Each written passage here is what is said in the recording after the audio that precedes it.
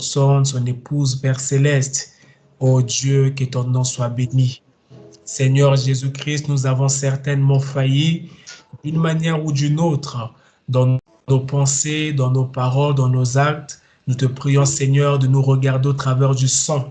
Ô Père Céleste, nous voulons que toute condamnation puisse quitter, ô Dieu de gloire, et que nous puissions être, ô Seigneur Jésus-Christ, disposés à écouter ta parole ce soir, Seigneur.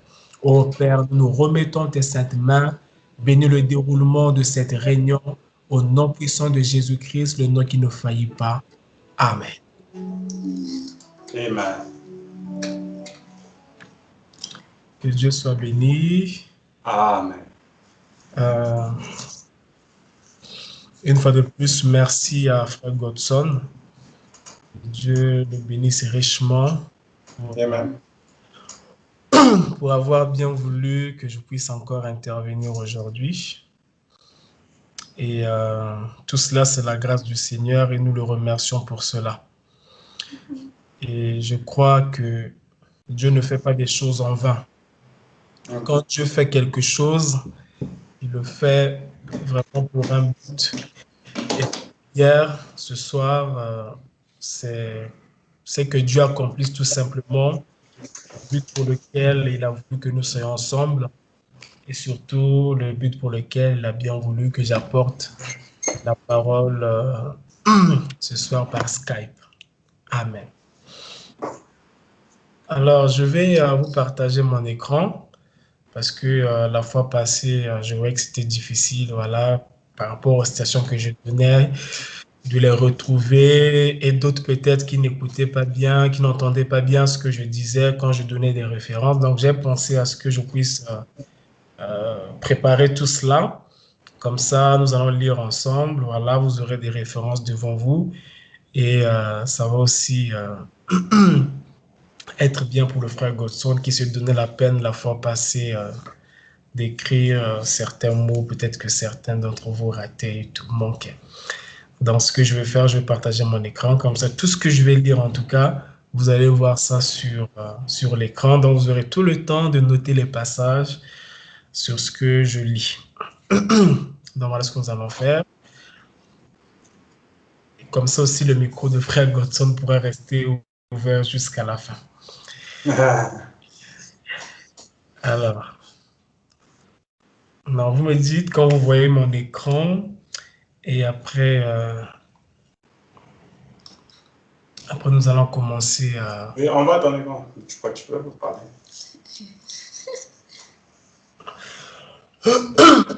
Ok, bon, j'espère que c'est le cas pour tout le monde. Ça sera très bien, voilà. C'est toujours bien quand on peut suivre comme ça avec l'écran et on a tout le temps de noter les écrits. Je profite déjà pour préciser quelque chose parce qu'un jour, pendant que je prêchais, non, je crois bien que c'était dans une réunion des ministres et pendant que je projetais comme ça, il y a un frère qui m'a demandé comment se fait-il que les titres, c'est-à-dire les références sont en anglais alors que le texte est en français. Bon, comme en fait la Bible que j'utilise, en fait, c'est une Bible en anglais, donc, ce qui fait que les titres soient comme ça, mais il y a aussi une option pour voir la version Louis II. Donc, même si je prends la version Louis II, ça fait que les titres seront toujours en anglais.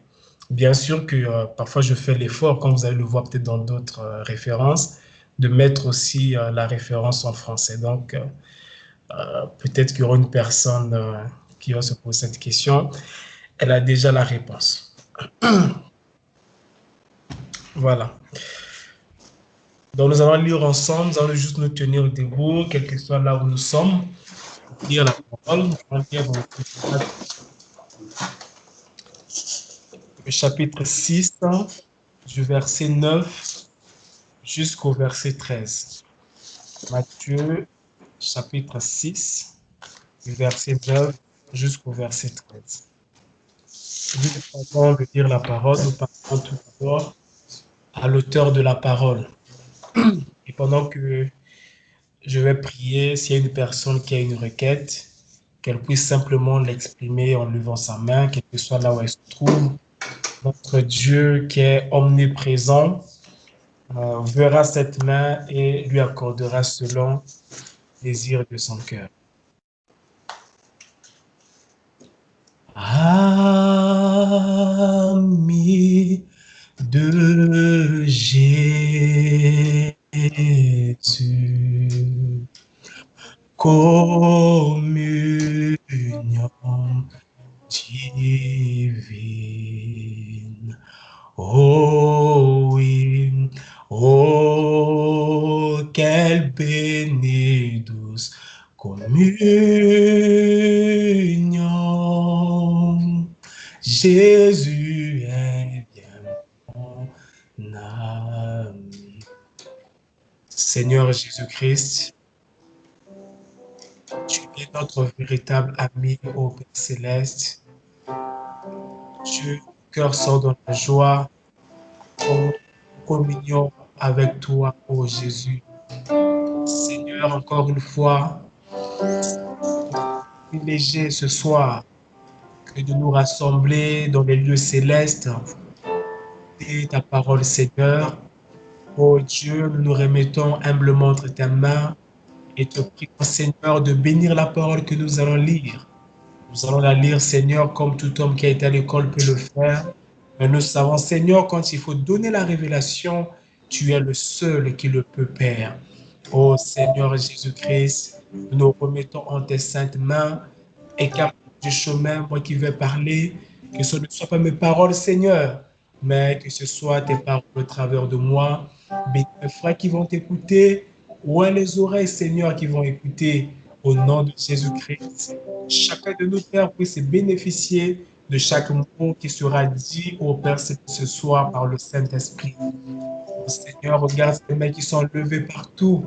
Accorde à chacun, Seigneur, selon sa requête, que les situations compliquées puissent avoir une solution, que les maladies soient guéries, Seigneur, que les âmes reçoivent le Saint-Esprit. Ô Père, que les inquiétudes dans les cœurs puissent disparaître et que la paix remplace dans les cœurs. Seigneur, accorde-le au nom tout-puissant de Jésus. Nous avons prié, nous croyons que tu nous accordes, Père, parce que tu as fait la promesse d'exaucer nos prières. Au nom de Jésus-Christ. Amen. Amen. Alors, Matthieu chapitre 6, verset 9 jusqu'au verset 13.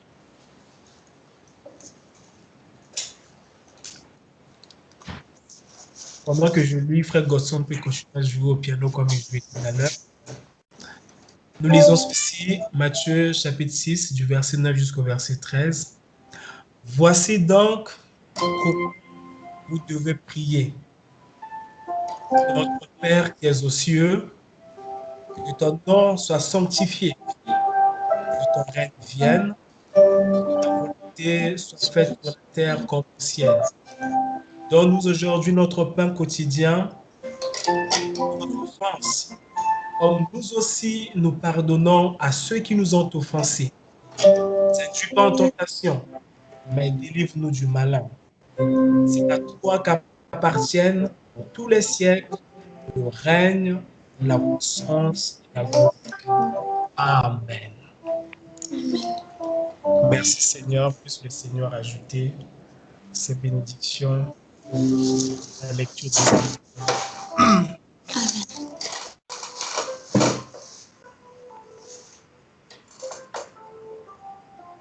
Alors, la fois passée,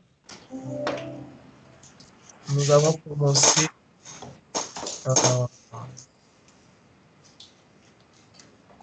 à parler sur laisser échapper la pression. Et nous avons particulièrement insisté sur les inquiétudes. Je crois que nous avons été bénis par tout ce qui a été dit par le Saint-Esprit. Moi, en tout cas, j'ai été beaucoup béni. Amen. Et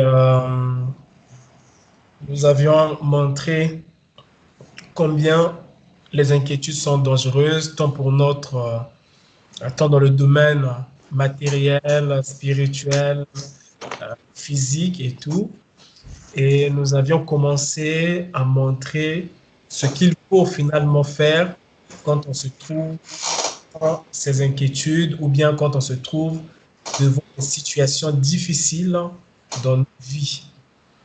Et donc, nous avions commencé à parler sur la prière, sur comment est-ce que nous devons confier nos vies, notre sort entre les mains du Seigneur. Donc aujourd'hui, normalement, je devais continuer dans ce sens. C'est ce que je vais faire d'ailleurs, mais ça sera un peu différent parce que cette journée, pendant que j'étais en train de penser sur ça, parce que je voulais un peu parler de comment se confier à Dieu dans des moments difficiles, qu'est-ce qu'il faut faire et tout. Et pendant que j'étais en train de penser à cela, j'étais en train de chanter, il y a quelque chose qui m'est venu comme ça, bien sûr de parler sur la prière, mais surtout de parler de la communion entre le chrétien et Dieu. Amen. Par la prière. Donc j'ai aussi aimé quand j'ai écouté cette chanson Ami de Jésus, communion divine. Donc le but de ce soir, ça sera ça, de parler de la communion entre les hommes. Là encore, c'est très général ce que je dis, mais je veux particulièrement parler sur la manière que Dieu parle aux chrétiens. Vous savez, il y a quelques jours de cela, il y a une sœur qui m'a posé la question.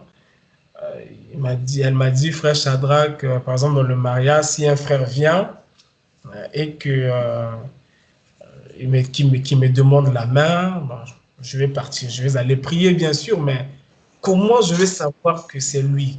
Qu'est-ce que Dieu va me dire? Comment est-ce que Dieu va me parler? Et dans ma petite expérience, j'ai remarqué que c'est l'un des problèmes que les frères et sœurs dans le message ont. C'est-à-dire qu'on n'a pas, c'est rare, vraiment, en tout cas, de voir des frères et sœurs qui ont vraiment une communion avec Dieu, à qui Dieu parle, et ainsi de suite. C'est rare parce que ces choses-là, en fait, ça paraît souvent très mystique et ce sont des sujets qu'on aborde très peu dans nos prédications, dans nos messages, alors que le prophète en a parlé. Et je sens que beaucoup des enfants de Dieu, beaucoup des frères et sœurs dans le message ont des problèmes, ont des soucis sur ce point. En fait, ils ne savent pas toujours comment est-ce que Dieu parle à l'homme, qu'est-ce qui se passe, comment est-ce que Dieu sera amené à me parler. Et donc, j'aimerais un peu aborder les choses de cette manière-là. Donc, pour donner un titre à ce que nous allons dire ce soir, nous allons l'intituler « Nous sommes toujours dans laisser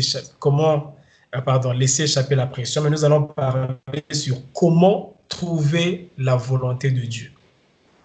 C'est-à-dire que quand on a un problème, quand on a un souci, ça ne marche pas, on veut prendre une décision, comment connaître la volonté de Dieu par rapport à votre situation.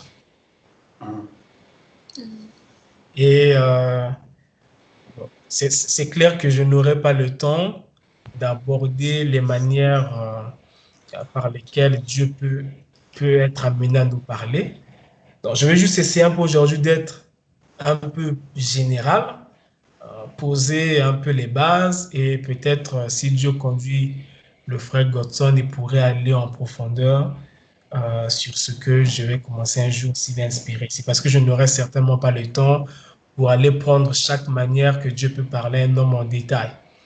Je n'aurai pas, parce que si on prend juste le domaine, je prends juste un exemple comme ça, si on prend juste par exemple le domaine des songes, ça peut faire des prédications et des prédications et des prédications. Donc, ce que je ne peux pas faire ce soir, je vais juste en tout cas essayer de poser les bases et après, Frère Godson peut-être pourra continuer comme cela.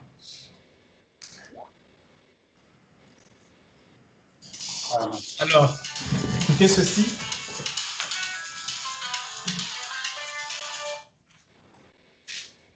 On a posé une question au prophète. Je suis dans la brochure questions et réponses du 15 octobre 1961, le matin. On a posé une question au prophète. J'aime répéter ça parce que c'est très important. Soyons vraiment attentifs par rapport à tout ce qui sera dit. Vous savez, souvent, les choses qu'on recherche dans nos vies, Dieu nous les a déjà dit dans une prédication quelque part, mais c'est l'homme qui oublie. Et c'est la raison pour laquelle je pense que c'est toujours important dans des moments comme ceux-ci euh, de, de, de, je vois un message là, je crois que c'est une sœur qui demande qu'on puisse l'appeler, je sais pas. Euh, donc je disais que c'est toujours important de noter les points importants de ce qu'on dit. Je sais qu'il y a certaines personnes qui préfèrent, par exemple, enregistrer. Bien enregistrer. Seulement, ça sera toute la prédication. Alors, quand tu notes vraiment l'essentiel, ce que tu penses retenir par rapport à cette prédication. Et ces notes, tu pourras te référer à elle, en tout cas, au moment où tu voudras. Et ça, c'est très important. Parce qu'on peut enregistrer, parfois la prédication est très longue, on n'aura pas toujours le temps de la réécouter. Mais quand on note les points essentiels par rapport à sa vie, bien sûr, de ce qui a été dit, ça peut être en tout cas d'une très, très, très grande bénédiction. Et je pense que ce sera vraiment intéressant que l'on fasse comme ça parce qu'on va aborder des points très importants, même les références que nous allons donner, allez-y les relire, les approfondir. Donc, je le redis une fois de plus, en peu de temps que nous avons, je ne peux pas dire vraiment grand-chose, mais je vais essayer juste de vous donner le goût d'avoir cette communion-là avec Dieu et de comment est-ce que les choses marchent, mais vraiment d'une manière générale. Donc, on a posé la question au prophète.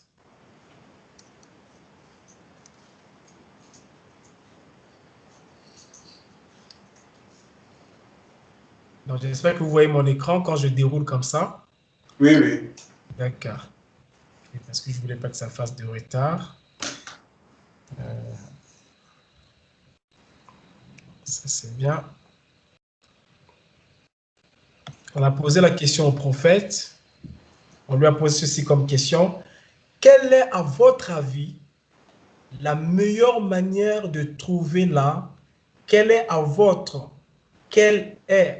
avis, la meilleure manière de trouver la volonté du Seigneur dans certaines affaires importantes? Et le prophète va répondre au paragraphe 183. Il va dire ceci. Je vais vous le dire, chers amis, la meilleure manière de trouver la volonté de Dieu dans certaines affaires importantes, c'est par la prière. Vous voyez? Amen. Je reprends cette phrase. La meilleure manière de trouver la volonté de Dieu dans certaines affaires importantes, c'est par la prière. Vous voyez? Ça, c'est la meilleure manière. Par la prière. Si tu recherches la volonté de Dieu sur un sujet donné, sur une situation donnée, la meilleure manière, dit le prophète, c'est par la prière. C'est la meilleure manière. Que Dieu soit béni. Amen. Maintenant, le prophète va continuer. Là, soyez encore plus attentifs. Il va dire ceci au paragraphe 184. Il dit, maintenant, laissez-moi, voici une merveilleuse petite chose. C'est merveilleux ça. Ici, si vous avez une affaire très importante, bon, voici comment moi, je m'y prends. Donc, là, le prophète commence à nous dire la manière qu'il s'y prend Quand il a une affaire importante, et vous allez remarquer, il ne dit pas que non, quand il y a une affaire importante, il va commencer à pleurer, il va commencer à appeler n'importe qui et tout le monde pour nous raconter son problème. Ce n'est pas ce qu'il va nous dire. Parce que souvent, c'est ce qui nous arrive. C'est que quand on a un problème, on a tendance à ne même pas prier, mais à commencer à appeler n'importe qui pour lui expliquer le problème. Et souvent, je peux entendre les gens dire que non, j'ai besoin d'une personne à qui me confier. Mais pourquoi cette personne-là ne peut pas être le Seigneur Jésus-Christ? Et là, ça prouve que Jésus-Christ n'est pas vraiment votre ami. Vous savez, j'étais en train de prêcher quelque part. Je montre au bien-aimé qu'il y a une chose qui me paraît toujours bizarre. Si quelqu'un a un problème et qu'il m'appelle, je peux lui dire, frère, ah, tu as un problème, parle-moi de ton problème. Le frère va même prendre 1 heure, 2 heures de temps pour expliquer son problème. Parfait, il n'y a pas de souci. Mais le même frère, vous lui dites de parler à Dieu pour son problème. Vous serez étonné de ses capacités de résumer le problème qu'il t'a expliqué en 2 heures de temps. Il va en parler au Seigneur Jésus-Christ en 5 minutes. Même quand on était à l'école, si ma mémoire est bonne, le résumé nous disait que c'était le 1/4 comme ça, quelque chose comme ça. Mais là, comment la personne fait pour passer de 2 heures de temps qu'elle a pris pour expliquer son problème à quelqu'un quelque part, à 5 minutes pour parler du même problème à Dieu? Et vous savez ce qui fait ça? C'est que la plupart d'entre nous, ça va choquer ce que je vais dire, vous allez penser que c'est faux ce que j'ai dit, mais c'est vrai. La plupart d'entre nous ne croient pas que Dieu existe. Ça c'est fort. En fait, par la bouche, oui. Tout le monde ici croit que Dieu existe. Mais dans les faits, dans nos actes, nous ne croyons pas que Dieu existe. Et je me rappelle, pendant que je parlais de ça, c'était dans une veillée de prière. Et gloire à Dieu, ça va amener vraiment une atmosphère incroyable. Dieu avait agi d'une manière spéciale ce jour-là. Parce que je leur ai montré. Pourquoi je dis que c'est par rapport à vos actes que vous ne croyez pas que Dieu existe? C'est que quand on dit par exemple aux gens de prier, regardez même leur attitude. Vous sentez que pour eux, ils sont en train de parler à une personne qui n'existe pas, à une personne imaginaire. Et pour bien voir ce que je dis, il suffit de mettre la même personne devant le président de la République pour voir son attitude. Parce que frère, moi je disais à ces frères ce jour-là à la veille de prière, je ne peux pas comprendre qu'on te dit que le roi des rois est là. Et toi, tu te permets de dormir. Non, tu ne crois pas que Jésus-Christ est un roi. Donc, tu imagines que le président de la République est là, ou une personne que tu considères beaucoup, et toi, tu vas te permettre de dormir en lui parlant. Non. Rien que cette présence-là va te réveiller. Et donc, c'est la raison pour laquelle je disais que beaucoup d'entre nous ne croient pas que Dieu existe. Ils le confessent peut-être par la bouche, mais leurs actes ne prouvent même pas que Dieu existe. Un autre exemple. Comment vous réagissez quand, par exemple, vous êtes dans la prière, en train de prier à votre hôtel, chez vous, à la maison, dans votre chambre, et que quelqu'un frappe à la porte? Vous allez voir des frères et sœurs, il est en train de prier, il n'a même pas fini la phrase.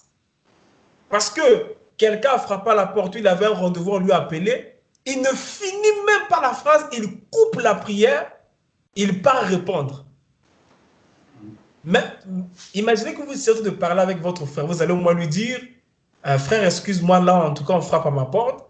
Je vais aller ouvrir et je reviens. Mais pourquoi avec Dieu, tu ne fais pas comme ça? Parce que pour toi, en fait, tu penses que c'est de l'imagination, ce n'est pas une personne réelle. Donc pour toi, en fait, c'est comme si tu pars faire un monologue. Tu ne te rends pas compte que pendant que tu pries, tu es en train de parler avec quelqu'un. Amen. Amen. Et donc, tu ne peux pas couper la prière n'importe comment comme ça. Qu'est-ce que frère Branham faisait quand il était, par exemple, dans le bureau et qu'une personne venait frapper tout? Frère Branham parlait à Dieu. Et il disait que Seigneur, il y a quelqu'un là, je vais lui voir et je reviendrai. Parce que frère Branham parlait avec une personne réelle. C'était pas de l'imagination. Amen. Et ça, c'est quelque chose que nous manquons. C'est la raison pour laquelle on n'a pas du zèle de parler longuement de nos problèmes à Dieu. C'est parce que pour nous, c'est une imagination. Et quand tu parles à quelque chose d'imaginaire, c'est normal que tu ne puisses pas avoir le temps de t'étendre sur ce que tu ressens. Exact. Amen. Parce que si tu appelles frère Godson, tu vas prendre tout ton temps. Tu vas expliquer, mon frère, je n'ai pas mangé aujourd'hui, j'ai tel souci, si tu peux m'aider vraiment et tout. Parce que tu crois qu'il existe. Mais quand tu penses qu'il n'existe pas, même si tu le dis par ta bouche, tes actes parlent mieux que tes paroles. Et donc, Dieu ne doit pas être quelque chose d'imaginaire. Parce que entre toi et Dieu, s'il y a une personne sur qui on devait douter de l'existence, c'est toi.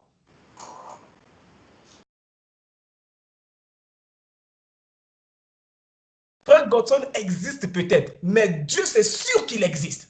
Amen. Ça paraît absurde, mais c'est comme ça. Amen. Amen. Et donc le prophète continue. Il dit, bon, voici comment moi je m'y prends. Je présente ça au Seigneur. Je présente ça au Seigneur. Donc ça, c'est la première chose que le prophète fait. Donc, quand il a une affaire importante, la première chose, je présente ça au Seigneur. La chose sur laquelle tu t'inquiètes là, la première chose que tu dois faire, c'est de la présenter au Seigneur. Et ce que le prophète va dire, il va dire ceci. Et ça a toujours été ma force. Quoi? Il y a deux points là. Je m'attends. Donc là, il dit en fait, qu'est-ce qui a toujours été sa force? Je m'attends au Seigneur pour voir ce qu'il dira. Amen. Donc, ce qui a toujours fait la force du prophète, c'est que quand il avait une affaire importante, il s'attendait au Seigneur pour voir ce qu'il dira. Yes, sir. Et ça, c'est ce qui a toujours fait. Excusez-moi, j'aime répéter parce que c'est très important. Comme ça, je récupère les gens qui sont en retard. Si tu n'as pas écouté, si tu n'écoutes pas la voix du premier signe, tu vas peut-être écouter la voix du deuxième. Amen. Alors, je dis que c'est ce qui a toujours été la force du prophète. C'est que dans toute chose, quand il a une affaire importante, il s'attendait au Seigneur pour voir ce que le Seigneur dira. Amen. Merci Seigneur. Il continue. Il dit, et je reste neutre à ce sujet. Je ne me penche ni d'un côté, ni de l'autre. Et je dis maintenant, Père Céleste, cela peut. Donc là, le prophète dit que la première chose, il présente l'affaire au Seigneur. C'est ce qui a toujours été sa force. La deuxième chose, il reste neutre à ce sujet. Yes. C'est-à-dire que toi, tu as par exemple un souci, ou bien tu veux prendre une décision, tu veux connaître la volonté de Dieu. Donc, tu dis, Seigneur, qu'est-ce que je dois faire? Ça veut dire que tu dois t'attendre à lui en étant neutre. C'est-à-dire que tu es prêt à faire tout ce qu'il te dira. Je vais revenir sur ça tout à l'heure. Amen. On continue d'abord la citation. Et le prophète continue, paragraphe 185. Il dit, bon, bien sûr, dans mon cas, la plupart du temps, si c'est très important, j'attends d'avoir une vision. Mais avec bien des gens, Dieu ne traite pas par des visions. Par conséquent, je ne vous conseillerais pas de faire cela. Voyez, parce que c'est seulement certaines personnes qui ont des visions. Et les autres font autre chose. Donc, il n'y a que certaines personnes qui ont des visions. Et les autres, ça ne veut pas dire que Dieu ne leur parle pas. Branham dit que les autres font autre chose.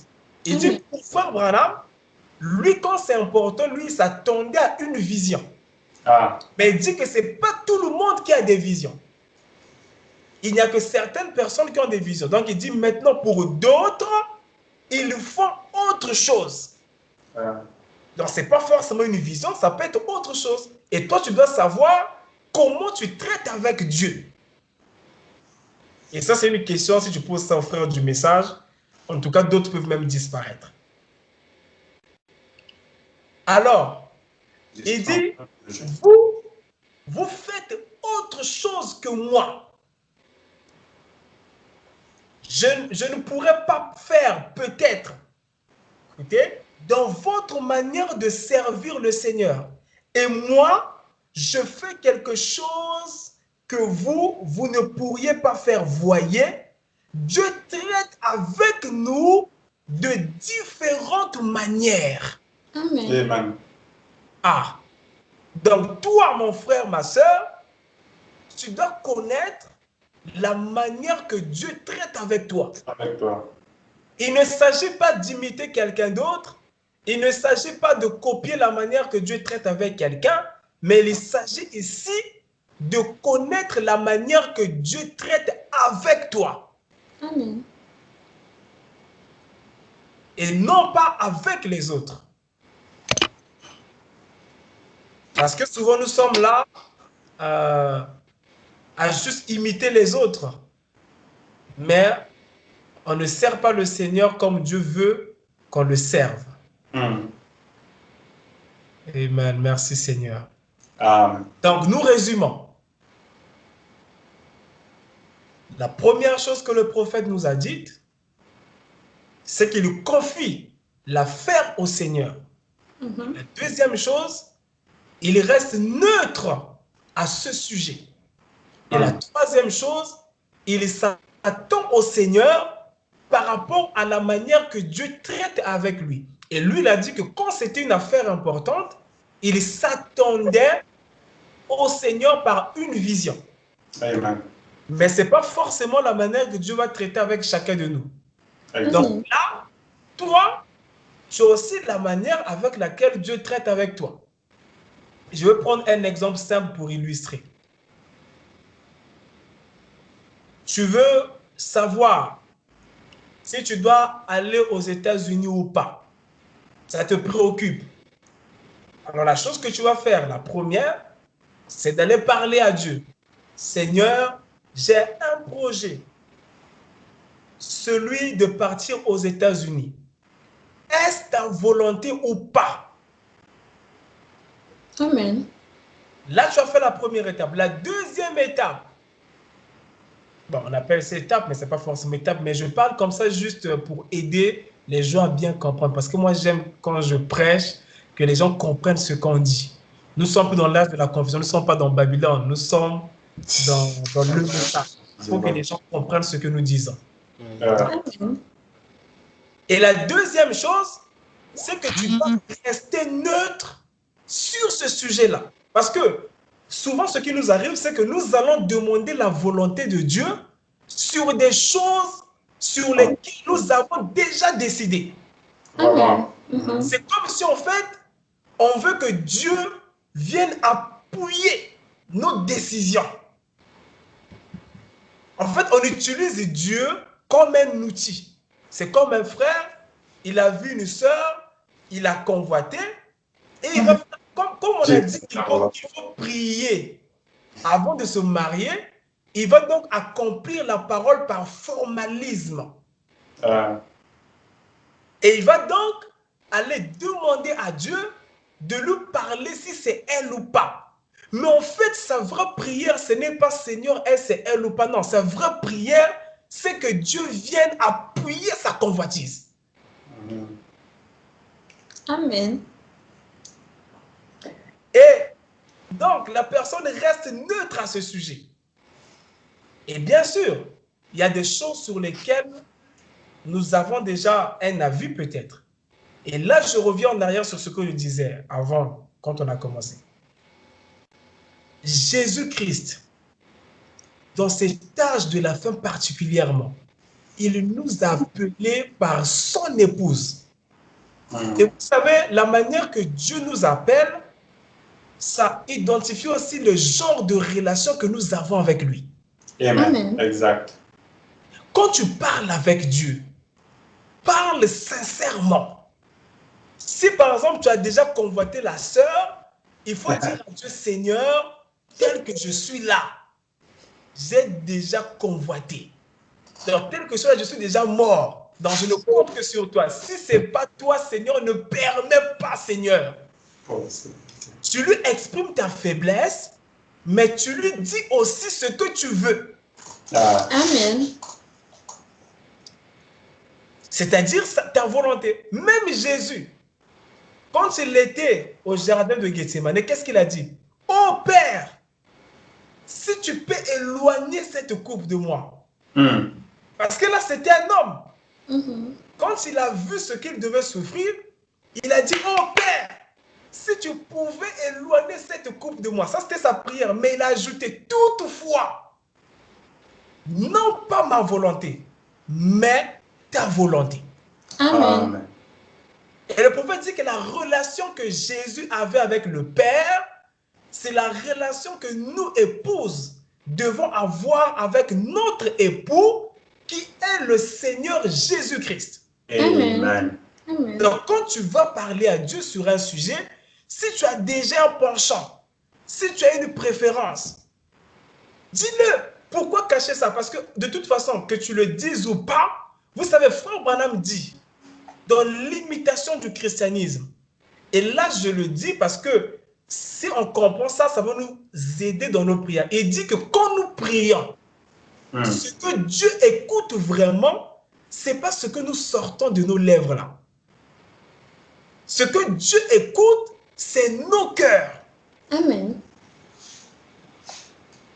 Et nous pensons que c'est ce que nous disons qui compte. Non, c'est ce qui est dans ton cœur. C'est la raison pour laquelle quand on parle de la prière, la parole insiste sur la sincérité. Et nous allons revenir sur ce point. Parce qu'en fait, ce qui compte, ce n'est pas tant ce que tu dis, mais c'est ce qui est dans ton cœur. Et après, tu vas dire, mais le Seigneur ne m'a pas exaucé et tout. Mais c'est parce que tu ne comprends pas les principes de la prière. Amen. Donc ça, c'est la deuxième chose. Tu dois rester neutre. Et si tu as un penchant, s'il y a quelque chose qui ne va pas, s'il y a une préférence ou quoi, dis-le à Dieu sincèrement. Ce n'est pas la peine de parler à Dieu en lui mentant. Parle à Dieu sincèrement. Seigneur, je veux ça, mais voici ce que je ressens. Aide-moi. Ça, je le ressens. Peut-être que c'est juste mes sentiments. Peut-être que ce n'est pas toi. C'est la raison pour laquelle je viens à toi. Seigneur, je promets que quel que soit ce que tu me diras, même si c'est contraire à ma volonté, c'est ce que je ferai. Parce que ce qui compte pour moi, ce n'est pas ma volonté, mais c'est ta volonté. Amen. Et après cela, tu dois maintenant t'attendre à Dieu pour te parler, te répondre d'une manière ou d'une autre par rapport à la manière qu'il travaille avec toi. Et là, j'insiste, par rapport à la manière qu'il travaille avec toi. Mais nous allons équilibrer tout ça. Parce que ce que je dis là, c'est très dangereux si c'est pas bien compris. Parce que je suis pas en train de dire que quand vous priez, par exemple, que vous puissiez vous attendre à tout prix que Dieu vous parle par un songe. Ça, c'est très dangereux. Ou que Dieu vous parle par une manière que vous avez fixée. Ça, se faire de Dieu une idole. On va arriver sur ce point-là. Parce que j'aimerais vraiment mettre les bases sur ce domaine-là. Il ne faut pas s'attendre à une manière particulière. Non, je veux seulement comme ça. Non. Ce que toi, tu dois faire, c'est de t'attendre à Dieu. Bien sûr que tu peux surveiller la manière que Dieu te parle souvent, mais tu dois être prêt à écouter Dieu, quelle que soit la manière par laquelle il va te parler. Amen. Et ça, ce n'est pas toi qui décides. Donc, j'ai parlé de la prière, le fait de remettre la chose à Dieu, confier la chose à Dieu, le fait d'être neutre à ce sujet, donc en s'attendant à la volonté de Dieu, et au cas où on a un penchant, le dire quand même à Dieu, et après, surveiller la manière que Dieu traite avec toi, la manière que Dieu va te répondre et tout. Et moi, j'aimerais insister sur ce dernier point, c'est-à-dire la manière que Dieu traite avec toi.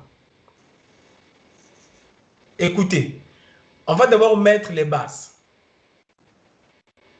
Le prophète dit ceci, dans la brochure Le Respect, il dit ceci, j'espère que vous voyez toujours mon écran. Oui. Exactement.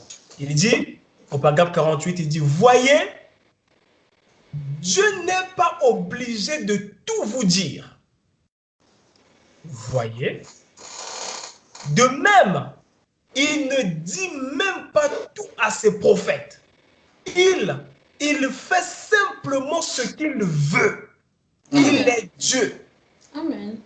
Donc, avant d'aller loin, j'aimerais insister sur ce point. Parce qu'il y a parfois des frères et sœurs qui pensent que Dieu, je sais pas, c'est leur chien ou quoi. Non. C'est pas à toi de guider Dieu. C'est à Dieu de te guider. C'est lui qui décide la manière qu'il va te parler. C'est lui qui décide ce qu'il va faire. Il peut même décider que sur un tel point, il ne va rien te dire. Et tu n'as pas à faire de problème sur cela. Non, j'avais prié sur tel point. Dieu ne m'a pas parlé, donc je quitte le message. C'est comme si, donc toi tu veux que Dieu doit tout faire, tout ce que tu veux là. Non. Franchement, dit même à ses prophètes. Il ne dit pas tout. C'est-à-dire, il peut arriver que tu as un souci, tu parles au Seigneur et Dieu traite ça à sa manière, pas forcément à la manière que toi tu veux, mais Dieu traite ça à sa manière. C'est pour ça que nous insistons qu'il ne s'agit pas là d'imposer une manière à Dieu, mais il s'agit de s'attendre à Dieu de la manière qu'il veut faire les choses. Amen. Ça, c'est pour faire l'équilibre, parce que j'aime bien faire l'équilibre. C'est pour cela, j'aime des gens qui, quand ils écoutent une prédication, ils écoutent du début jusqu'à la fin. Pas que tu prends une partie et après, tu commences à faire des problèmes avec ça alors que tu n'as pas suivi tout ce qui a été dit. C'est très important. Et je le dis parce que c'est un esprit qui se développe de plus en plus chez les frères et sœurs du message, de prendre des extraits de ce que les gens disent pour faire des polémiques avec ça. Et ça, je ne vois pas un autre esprit qui peut le faire sinon que le diable. Parce que déjà, prendre son temps pour couper une vidéo et faire le buzz avec, franchement, je me demande parfois, est-ce que les frères et sœurs du message, ils n'ont plus rien à faire ou quoi? Ennui. Et le même frère qui fait ça, il va te dire qu'il n'a pas le temps de prier. Non, frère, tu as lu la parole? Non, je n'ai pas le temps. Non, je n'ai pas le temps. Mais comment tu as le temps pour aller couper des vidéos? Ça prend du temps. Couper une longue vidéo, je ne sais pas, de 3 heures, tu coupes une partie, ça prend du temps à la machine pour le faire. Et nous n'avons plus de temps, on n'a plus de temps à gaspiller pour des choses comme ça. Que Dieu nous fasse grâce. Vraiment. Alors, donc là, retenez bien cela. Donc, tout ce que je vais dire après, n'oubliez pas ce que j'ai dit. Parce que vous savez, le problème, c'est que, excusez-moi, je ne sais pas pourquoi ça insiste en moi de parler de ça. Vous savez, frère, là, je parle surtout à ceux qui ne sont pas des prédicateurs. Vous savez, on ne peut pas parler d'un point en long et en large en une prédication, ni en quelques minutes. Un prédicateur peut dire une chose pour un besoin donné. C'est-à-dire qu'il a dit par rapport à quelque chose, par rapport à la situation, mais il n'a pas forcément pris tous les aspects de la chose là. Amen. Parce que parfois je vois les gens dire non, il a dit ça, mais il n'a pas pensé à dire ça. Mais si on pense à tout dire sur un point, on ne va jamais finir une prédication. Et vous, les Hébreux, vous êtes les premiers à vouloir que les prédications finissent vite. Et comment voulez-vous qu'on prenne quelque chose et qu'on puisse tout dire sur la chose? C'est impossible. Pendant que je parle là, je peux parler, je ne sais pas, de la semence du serpent en passant comme ça. Mais si je prends tout mon temps à argumenter sur ça, je ne peux plus dire ce que je veux. Et ça, nous qui écoutons les prédicateurs, on doit comprendre ça. Qu'on peut dire une chose juste par rapport à ce qu'on est en train de dire, par rapport au contexte. Mais bien sûr qu'il y a d'autres angles de la même chose. Mais que je n'ai pas forcément abordé. Ça ne veut pas dire que parce que je ne l'ai pas dit, donc je ne crois pas ça. Ou parce que je ne l'ai pas dit, donc je ne pense pas comme ça. Non, là je l'ai dit pour un besoin donné. Et je l'ai dit pour un but, dans un contexte donné. Et vous savez, le prophète nous enseignait que l'écriture, une écriture est polysémique, c'est-à-dire elle a plusieurs sens. Un prédicateur peut prendre une écriture, l'aborder dans un sens, un autre prédicateur peut prendre la même écriture et l'aborder dans un autre sens. Ce n'est pas une contradiction, mais c'est normal, c'est l'écriture qui est comme ça. On peut la prendre dans un sens comme dans un autre sens. L'essentiel est que ça ne contredise pas le reste de l'écriture. Amen. Bon, donc c'était juste pour vous aider à comprendre ça. Revenons à notre sujet. Donc nous allons traiter maintenant des manières que Dieu nous parle, des manières par lesquelles Dieu nous parle. Bien sûr, comme je l'ai dit, je n'aurai pas le temps d'aller en profondeur sur chaque manière par laquelle Dieu peut nous parler. Mais là, ce que je vais faire, c'est juste en tout cas poser les bases. Voilà, et le reste, frère Godson continuera. Écoutez ce que la Bible dit. Je suis dans le livre de Job au chapitre 33, le verset 14 jusqu'au verset 15. La Bible dit, Dieu parle cependant, tantôt d'une manière, tantôt d'une autre. Et on l'y prend et l'on y prend point garde. Il parle par des songes, par des visions nocturnes, quand les hommes sont livrés à un profond sommeil, quand ils sont endormis sur leur couche. Donc là, la Bible nous montre que Dieu parle tantôt d'une manière, tantôt d'une autre. Et la Bible prend l'exemple des songes. Il dit par exemple qu'il parle par les songes. Écoutons maintenant le prophète. Le prophète dit dans la brochure, « Nous avons vu son étoile et nous sommes venus pour l'adorer. » Là, les bien-aimés sont de plus en plus attentifs. Le prophète dit, « Si seulement vous vous abandonnez à Dieu, Dieu a beaucoup de voies par lesquelles il peut se révéler à vous. » Vous voyez, il se peut que vous ne soyez pas. Il se peut que vous ne soyez pas un prophète. Il se peut que vous ne soyez pas un docteur. Il se peut que vous ne soyez pas un enseignant de l'école du dimanche.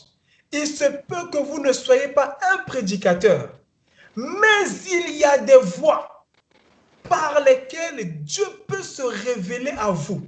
Vous voyez, écoutez, ça peut être par des songes. Ça peut être par une quelconque autre voie.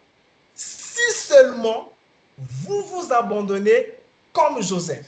Amen. Ah. La Bible nous l'a dit, Dieu parle tantôt d'une manière, tantôt d'une autre.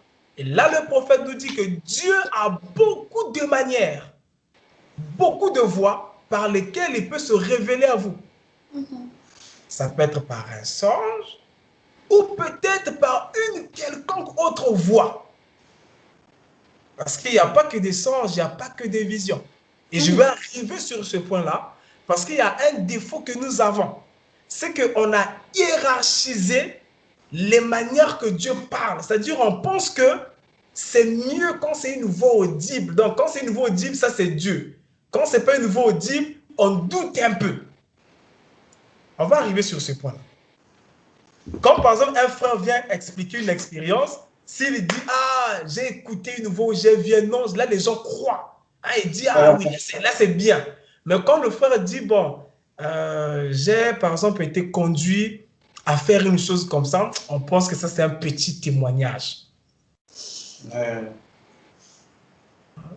Ça c'est parce que là on parle juste « Non, j'ai senti juste quelque chose qui m'a conduit à faire ça ». On dit « Ah, ça on n'est pas trop sûr c'est ça ou pas ». Oui frère, même quand c'est une voix qui parle, on n'est pas aussi sûr. Parce que quand c'est une voix, ça ne veut pas forcément dire que c'est Dieu, mon frère, ma soeur. Ça peut être le diable. Même si c'est un ange qui t'est apparu, ça peut aussi être le diable.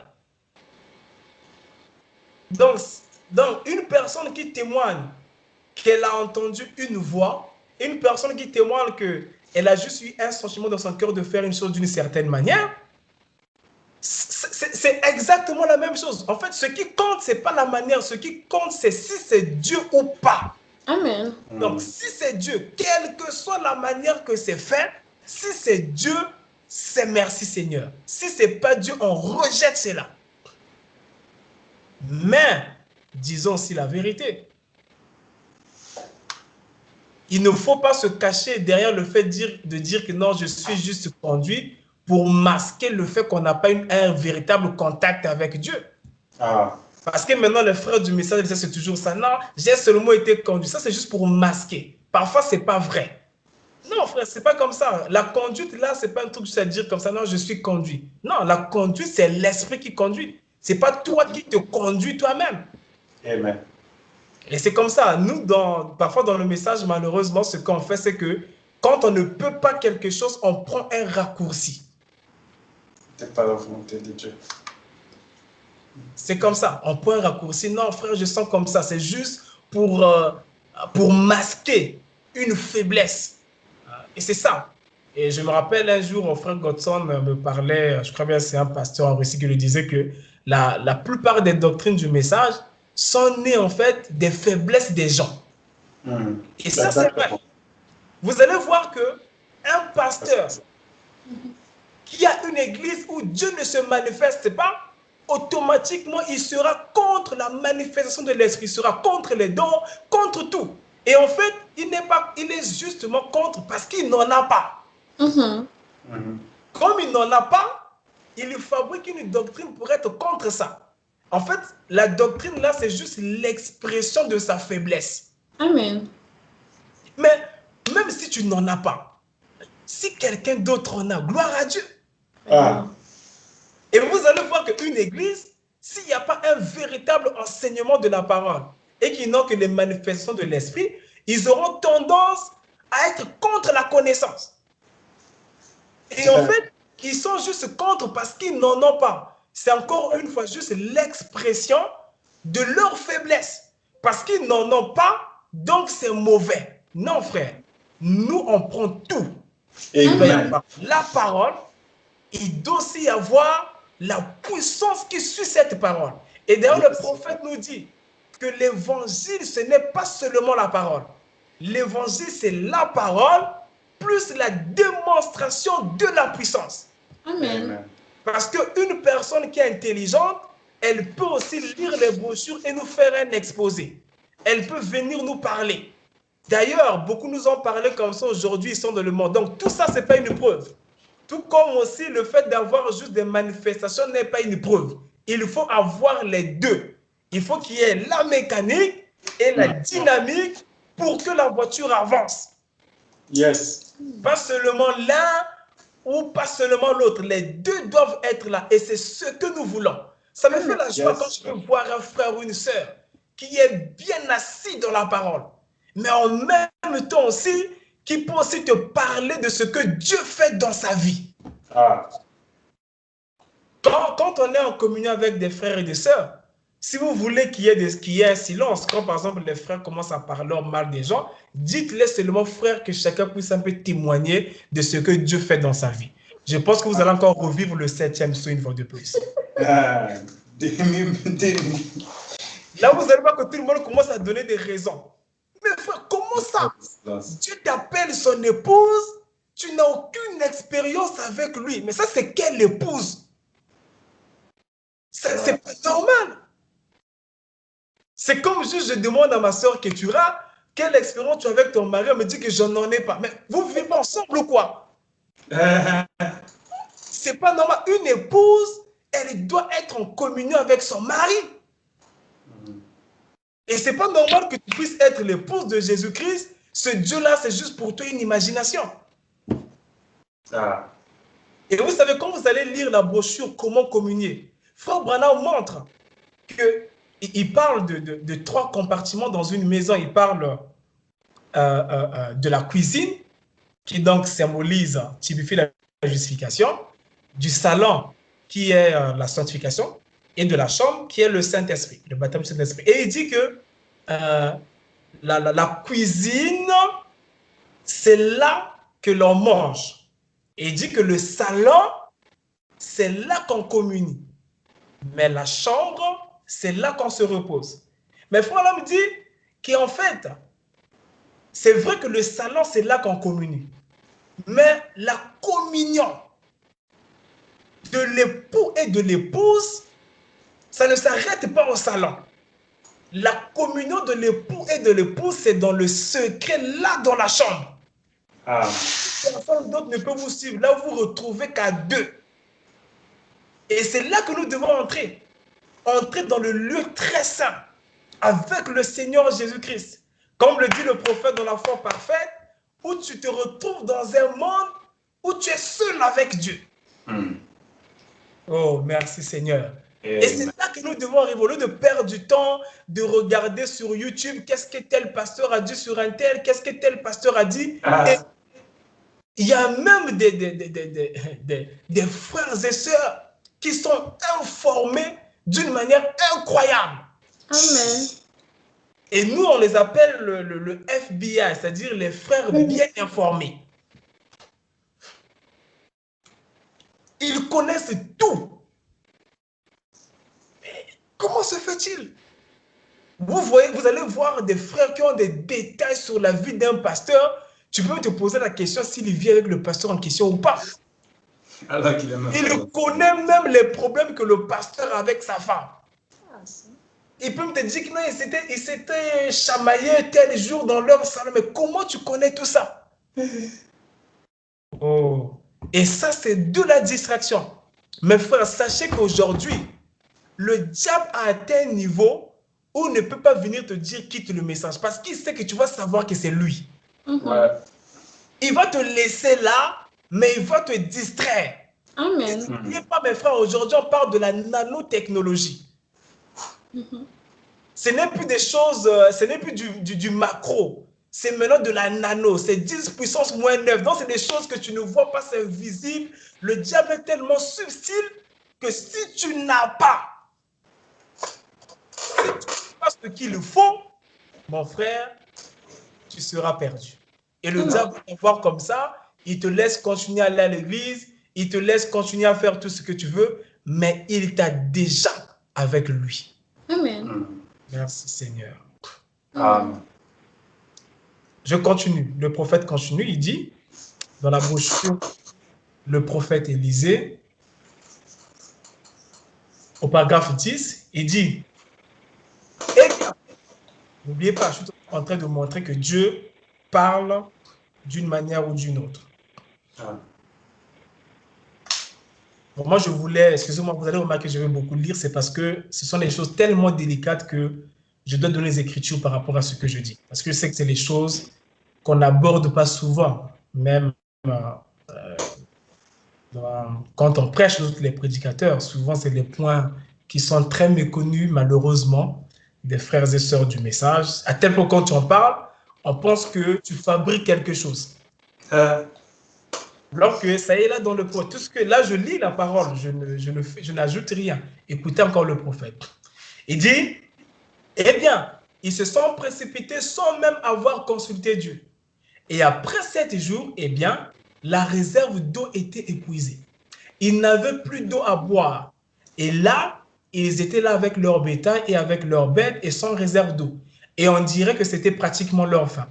Eh bien, c'est ce que nous faisons. Parfois, nous nous emballons quelque part sans penser à Dieu, sans prier pour cela, pour demander au Seigneur si nous devrions faire cela ou pas. Donc, n'oubliez pas, quand il y a quelque chose, la première chose à faire, la prière. Et nous nous retrouvons à court de bénédiction. Alors, parfois, nous nous demandons, eh bien, je me demande pourquoi je ne peux plus avoir de bénédiction. Vous ne faites pas attention. Vous êtes relâché dans la vie de prière. Vous dites, eh bien, je suis chrétien. Eh bien, c'est le plus grand signe que vous devriez prier, plus que jamais. Lisez la Bible chaque jour, priez chaque jour. Ne prenez pas de décision trop à la hâte ou trop vite, sans avoir premièrement consulté Dieu à ce sujet. Là, écoutez-moi attentivement. Écoutez, le message est tellement beau qui nous donne et là, Fernand va nous donner les phrases à dire à Dieu pendant que tu lui demandes sa volonté. Il dit, demandez-lui.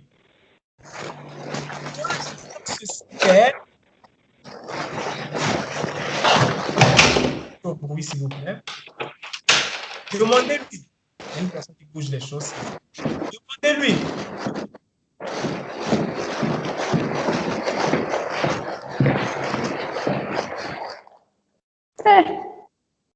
Quelqu'un bouge les trucs là, qui est là où il y a du bruit, s'il vous plaît.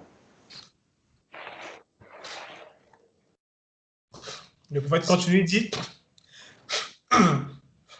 demandez-lui, dois-je faire ceci, Père? Demandez-lui, est-ce ta volonté que je fasse ceci? Alors, voyez ce que le Saint-Esprit vous dira.